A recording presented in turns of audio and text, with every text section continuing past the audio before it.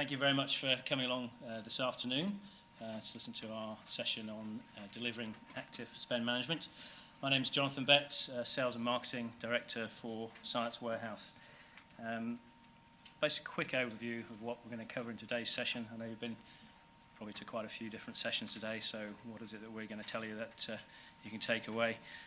First of all, I know there's some people in the audience, like Sue, who know Science Warehouse very well, others maybe less so. I'm just going to have a bit of background in terms of the company and what we do.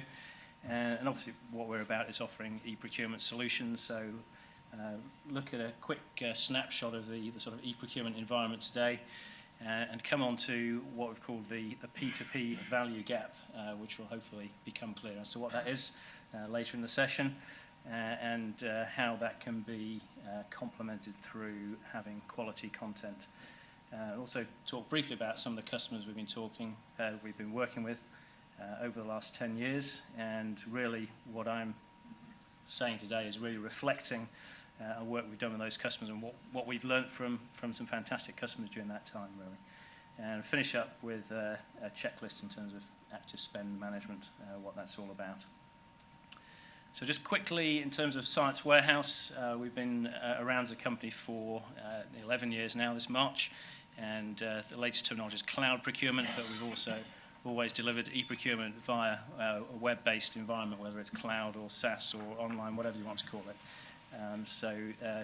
Full P2P solutions, but with a particular focus on the catalogue and vendor enablement aspect of that activity. And our kind of ethos and approach is very much around delivering usability to users and evolving the product. So what we're trying to do is to deliver obviously a fast return on investment for our customers, and thereafter, after the initial implementation, for them to continue to deliver year-on-year savings. So as I say, that latter part is very much around the evolution of the product.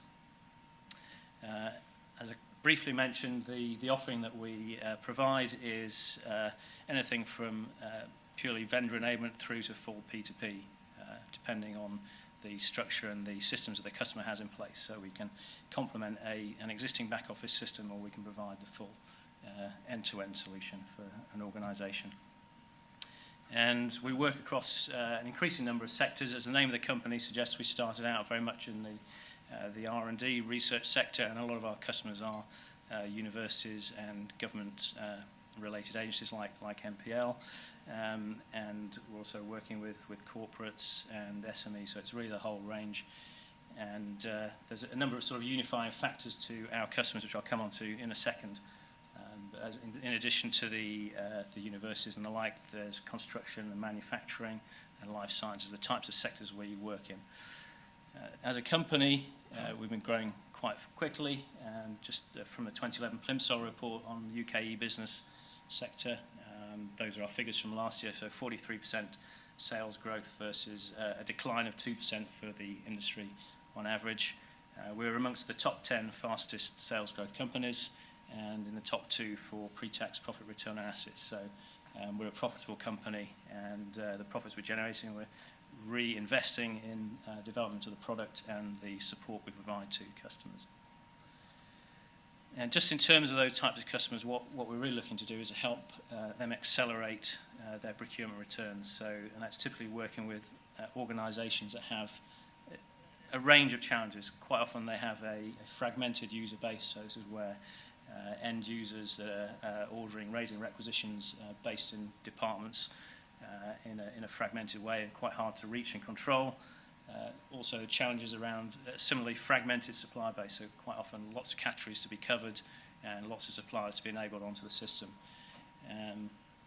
The final point there is around the accessibility of spend data. A lot of the organisations we work with do have challenges in terms of how they access a spend data and report on that, and so those are all the things that we're looking to help them address.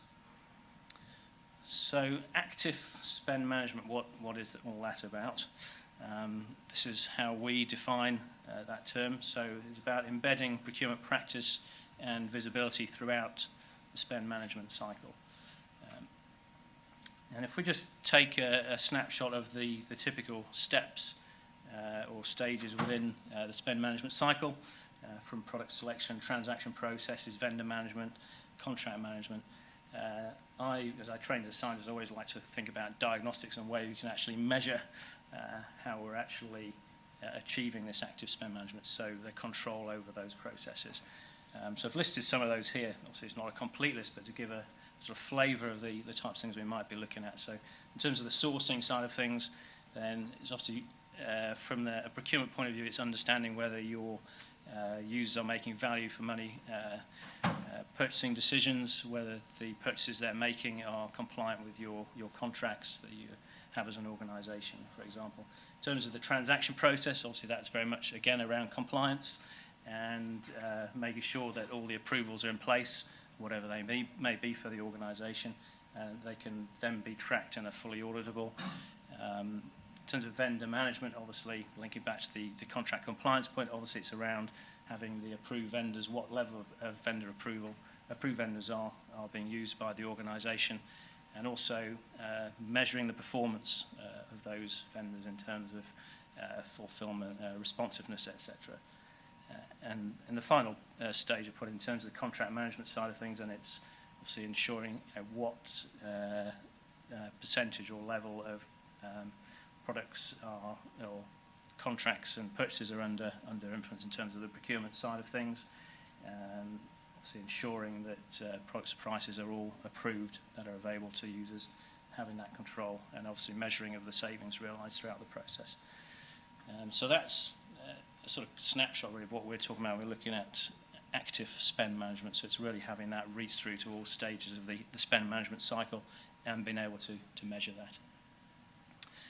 Some of the key drivers that we see in terms of achieving that and sort of typify the approach that we take in working with our customers is simplifying complexity. So there's no reason why a procurement system should be complex. Obviously, you need it to deliver quite complex things, but from an individual user point of view, as an end user or an approver or a procurement manager or a contract manager, then they should be able to use those systems quite easily. So what we look to do is develop things and use the terminology Amazon-like experience and make it easy for people that are using these things at home, so they should be able to come to work and use the same sort of solutions.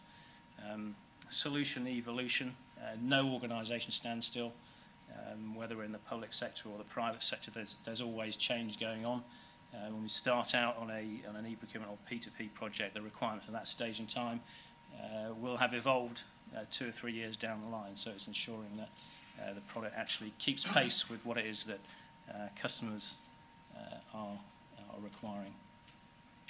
And then keep coming back to the content piece, and we really see the catalogue content, the supplier data, as really the engine which drives the whole P2P process, and that's clearly critical to ensuring that everything is accurate within the system, and that also you can drive out of that real spend management intelligence and have access to that data.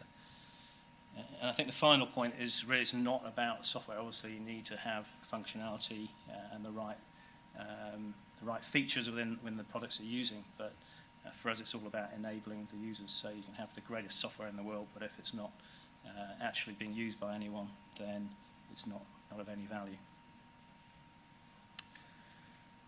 So just looking at the e-procurement adoption, and I just wanted to take a quick look at this. I'm sure everyone's very familiar with this, sort of Rogers technology adoption curve. So you're running from the left, where you've got the innovators and early adopters of new technologies, through to the early and late majority and the so-called laggards. And this pattern of adoption is typical across a whole range of markets, and I think procurement technologies are no different.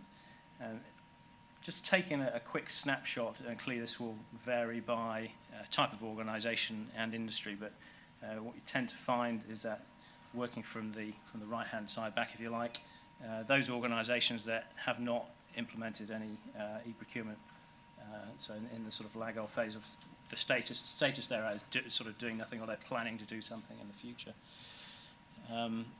In the next phase along, then they've implemented some sort of purchase to pay type functionality, frequently maybe a sort of ERP-based type solution. And as they become more mature, then obviously they're getting vendors increasing connectivity onto that system, getting more and more transactions going through, until finally then they've got the fully sort of unified base. All the vendors are on there, and they're able to sort of go into what we've called their deep analytics and do things like benchmarking based on that. And essentially that is a mature organisation where obviously all the transactions and the spend will be managed effectively through the system.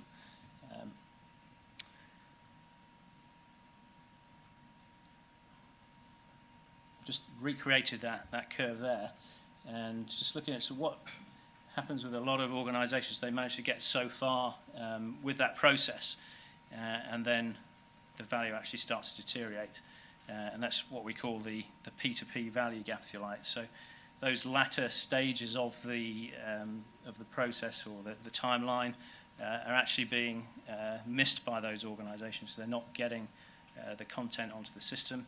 The lack of content is really holding them back in terms of driving value out of that process.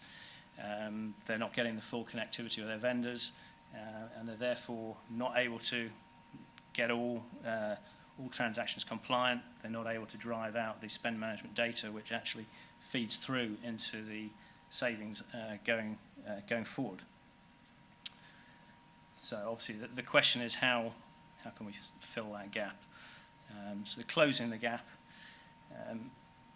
There's really three components around this. One is the enablement piece. So this is obviously ensuring the users and suppliers are fully enabled onto the system. I'll go in the next slide into some of the drivers underpinning those. But there's the enablement piece.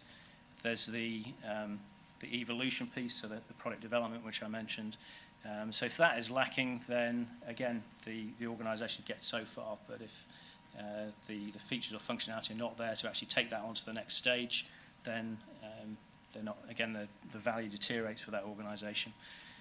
And then the final one is content. So I'm going to go on and talk a bit more about the content aspects. But when you've got all those three in place, and you've got your active spend management sweet spot, and you can go crazy with the candy jar there, I guess.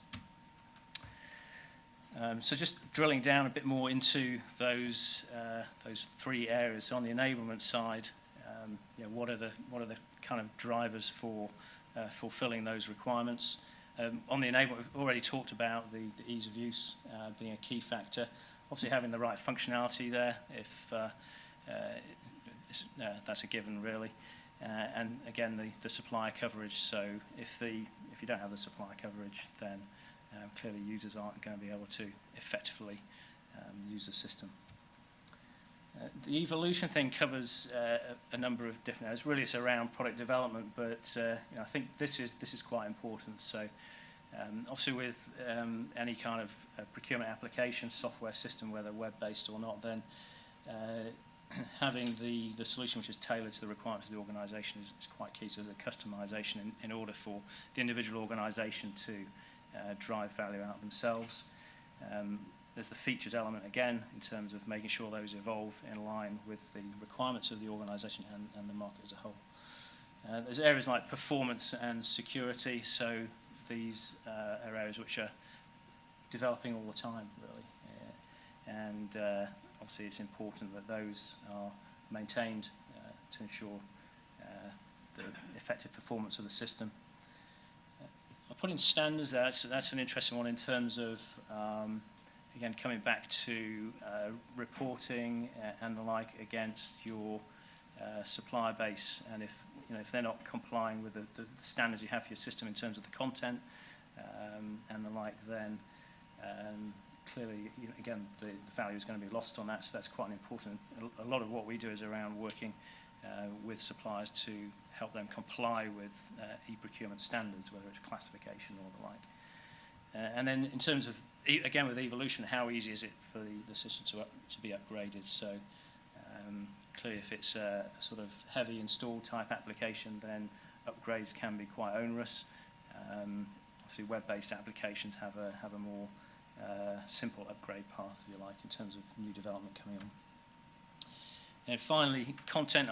As I say, I'm going to mention a bit more about this, but in terms of the key attributes for high quality content, then consistency is key, so ensuring that the content across all your different suppliers is consistent, so it's comparable effectively, that it's classified to whatever standards that you require as an organisation to do your reporting, and also to drive the sort of finding experience.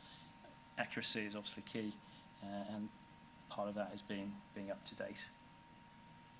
So just looking a bit further in terms of this content area, so what are called here content touch points. If you look at an e-procurement application and the importance of content within that process, where it actually drives through into those processes. So clearly product sourcing, selection is key. So having the right content, accurate content, drives product finding. The user needs to be able to find the right product at the right price and make a value for money purchasing decision. So they haven't got the quality of the content there, then they may not be able to achieve that.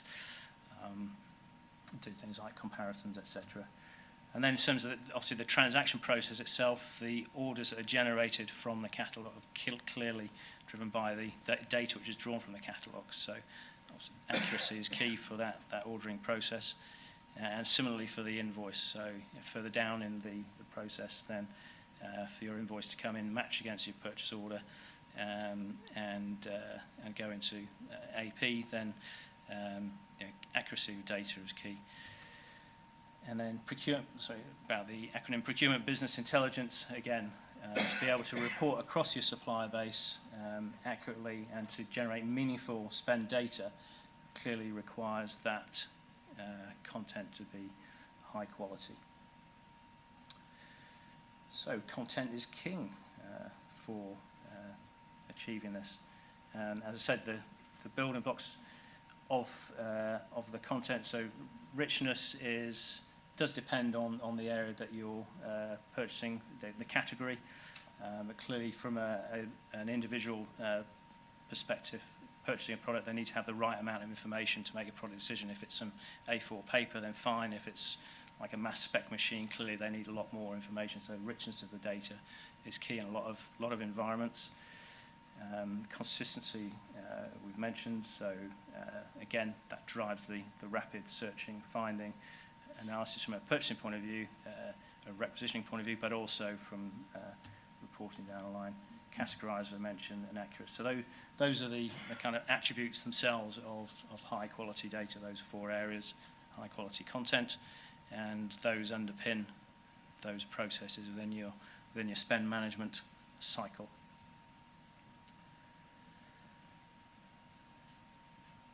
There are obviously a number of different approaches for managing content. I'm sure many of you looked at different ways of doing this, or probably are using different ways for achieving high quality content. Essentially there are three different approaches. There's supplier managed, buyer managed, or third party managed. Now, if we look at each of those criteria that we mentioned before, so the richness of the data, clearly supplier managed data punching out to their website, then they can deliver rich content through that route. If it's buyer managed, then clearly to deliver that is going to require a huge amount of resource to upload and manage high quality rich data within your own procurement application. An outsourced managed service like that provided by ourselves allows for that rich content to be developed and maintained. Consistency with supplier management, then clearly each supplier manages to their own standards and categorization structure, so it's not so smiley face on that one. If it's managed by the buying organisation, then there's clearly an opportunity to do some sort of categorization, but it's probably at not too deep a level, and again it requires that resource. Finally, with the managed approach, then the consistency is there because the data brought in from the suppliers is mapped and driven to a standard data structure. Same picture with the categorization element, similar sort of story in terms of whether you're whether you're using something like UNSPSC or eClass or your own coding system. It's hard for a supplier to achieve. Again, a buyer can do it, but clearly has to invest a lot of resource to achieve that. If you've got a lot of suppliers and content, the managed service provides that all in, if you like. And then accuracy, this is in terms of the actual product information and the pricing and stock availability, factors like that. Then clearly supplier managed data, it's highly integrated with their own systems, it's going to be accurate. Where it's buyer managed data, it's actually a struggle to synchronize data that your buyer is managing into their own system. In a managed scenario, certainly in the way that we provide our solution, then there's a high level of synchronization with supplier systems, and clearly the accuracy of the data is absolutely key to the whole system. So managed data gets the most smiles. So that was kind of, well, it was the sort of overall summary in terms of what Active Spend Management is about, the components of that, and obviously the importance of content within that environment in terms of achieving Active Spend Management. Just wanted to finish off with a few examples of customers that we've worked with, where, as I say, that's really where all our learning comes from, and how they're helping us to drive our solution. So, Research Councils UK is one of our customers, RCUK Shared Services Centre. It's a little bit about them. Several thousand staff spread across the UK and even in places like Antarctic. Yeah, they're literally everywhere. And they have an Oracle procurement system. They access the site's warehouse catalogue. I think it's more than that, but it's certainly a couple of million products that they're accessing through that system. And the sort of savings that they're looking at or benefits they're delivering. So 80% of transactions being automated. They've done a lot of strategic sourcing activity, so obviously the system enables them to lock those savings in. They identified 12.7 million of savings. I think that was 2009. And through having the managed catalogue connection, then they're able to just do one connection to their iProcurement system, to the managed catalogue, and that gives them access to all the suppliers they need to, rather than having to do hundreds of connections and manage those. University College London, just up the road here, obviously a leading university, lots of staff, lots of departments. This is a typical sort of environment that we've worked in, where the people that are doing the requisitioning, the product selection, are scattered around in various institutes and departments. And obviously there's a central finance and procurement team managing the contracts for that organisation as a whole. Again, they're currently an Oracle iProcurement customer. Basically what we've helped them to do is to speed up their rollout of iProcurement, because by slotting in with a catalogue of existing data with their pricing, etc., they get rapidly up and running. And the point there is around the spend intelligence. So this whole point around they're able to dig down into the spend data, and it's because it's stored at a product category level, they can really analyse their spend effectively. And or it's something as simple as a toner cartridges or whatever it may be, they can drill into that, see what they're spending with who's buying what, and they can obviously use that to improve their contracts going forward. Delivering usability, I think that was one of the elements we picked up on before, in terms of clearly it's important if you're implementing a solution that the users actually like to use what they see. So one of our customers, Sphere Medical, they're actually a relatively small organisation, but they're in a very sort of important area, and developing monitoring products for the critical care environment. And they've delivered a lot of benefits to the organisation, again around the visibility of spend, and their individual departments actually seeing what it is they're buying and when. But this point about usability, so in their environment they've got a lot of engineers and scientists who need quite specific products to do their day-to-day research and development activities, and they're able to deliver that to them, so it's nice and easy for them to purchase. At the same time, obviously the procurement function has control over that spend, which is maybe something they didn't fully have before. got another university, another leading university, quite a few of those. And this is University of Cambridge, and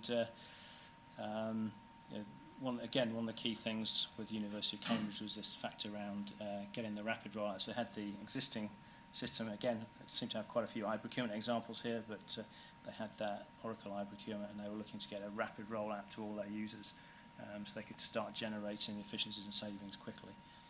So it's given them the interface and the accessibility to that. And driving innovation. So this is Entech International. They're actually an MRO procurement outsourcer working with manufacturing companies globally. And what we're giving them there, as it's saying in the quote there, is the procurement tools for their customers that automates the processes. And a key thing for them is scalability. So as they're growing their organisation and they're growing transactions all the time, as more business units come on around the world, then they need to have a system that actually copes with that growth. And again, this point about the product evolving. So that was a quick run through. I hope that was useful for people.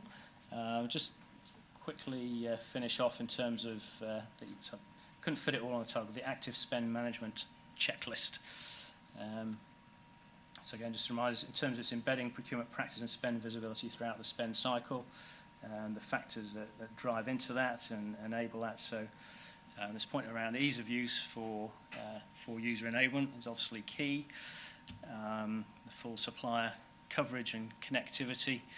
And I know these are terms which probably come out if you're, I don't know how many are actually doing e-procurement or along the path or whatever. You may already have recognised these things, but they are really challenges that are out there with quite sophisticated, or what might be perceived to be quite sophisticated and advanced organisations in terms of their procurement structure.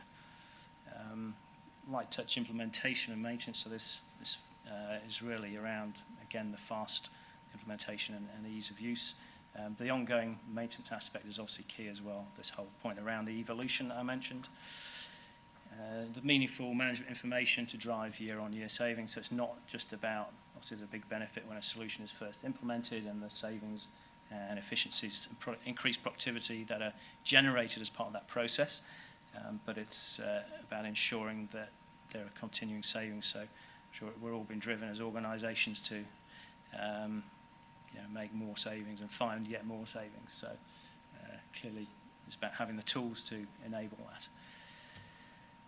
And the point I made around high quality content as the foundation for success. So hopefully I've been able to demonstrate that is key, and some of the ways in which you can actually go about accessing high quality content. So thank you very much for listening and coming along today. If you wanted a copy of the slides at all, then we have got a stand up, it's upstairs, in the exhibition area. So if you wanted to come, I'm happy to email them. I think they're available as well from the eWorld site after the event. Is that right? Sorry, I'm looking at the wrong person. So those, please come by the stand if you want to find any more, or grab us after the session. Got some leaflets there if you want to grab one on the way out. And thank you very much for listening.